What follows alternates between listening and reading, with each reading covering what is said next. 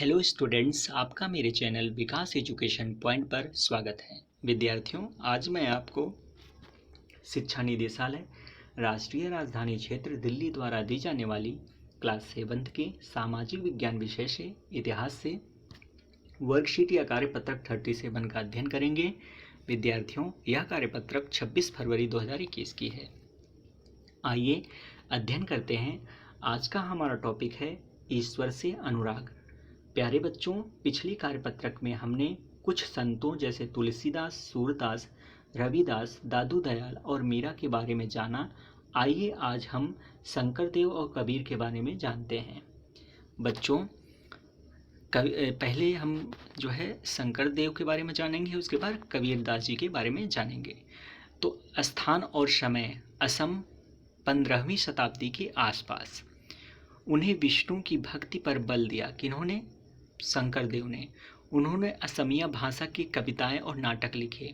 शंकरदेव ने असमिया भाषा में कविताएं और नाटक लिखे। उन्होंने ही नामघर, कविता पाठ और प्रार्थना गृह स्थापित करने की पद्धति चलाई जो आज चल रही है।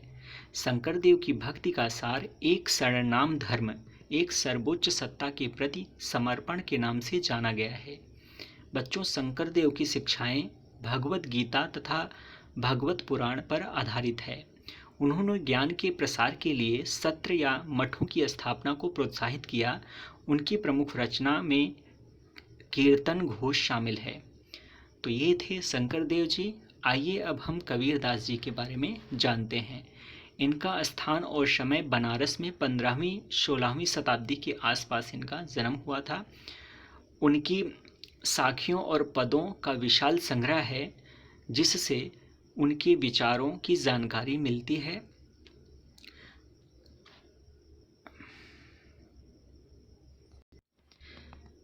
विद्यार्थियों, कबीर के कुछ भजन तथा साखियां गुरु ग्रंथ साहब, पंचवाणी और बीजक में संग्रहित एवं सुरक्षित हैं।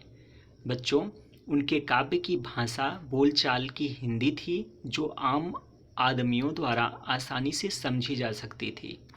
उन्होंने कभी कभी रहस्यमयी भाषा का भी प्रयोग किया जिसे समझना कठिन होता है। कबीर की उपदेश प्रमुख धार्मिक परंपराओं की पूर्ण एवं प्रचंड अस्वीकृति पर आधारित थे।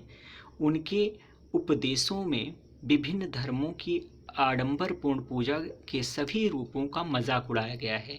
कबीर निराकार परमेश्वर में विश्वास रखते थे। उन्होंने यह उपदेश दिया कि भक्ति के माध्यम से ही मोक्ष यानी मुक्ति प्राप्त हो सकती है। हिंदू तथा मुसलमान दोनों लोग उनके अनुयायी थे। बच्चों, उनकी साखियों और पदों की विशाल संग्रह है जिसमें उनके विचारों की जानकारी मिलती है, जैसा कि हमने स्टार्टिंग में ही आपको बताया।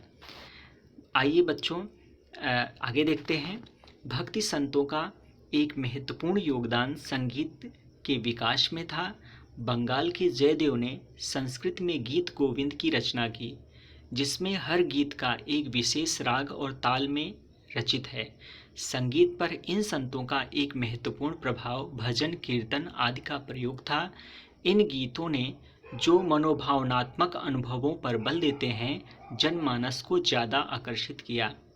बच्चों, आइए अब इसमें आधारित कुछ प्रश्न दिए गए हैं, इन प्रश्नों को करते हैं। शंकरदेव ने कौन सी पद्धति चलाई? तो इसका आंसर लिखेंगे बच्चों। शंकरदेव ने नामघर स्थापित करने की पद्धति चलाई जो आज चल रही है, कविता पाठ और प्रार्थना गृह वाला। तो इस प्रकार से इसका आंसर करेंगे बच्चों। नेक्स्ट क्वेश्चन है, कबीर द्वारा अभिव्यक्त प्रमुख विचार क्या क्या थे? उन्होंने इन विचारों को कैसे अभिव्यक्त किया? तो इसका आंसर बच्चों इस प्रकार से लिख देंगे।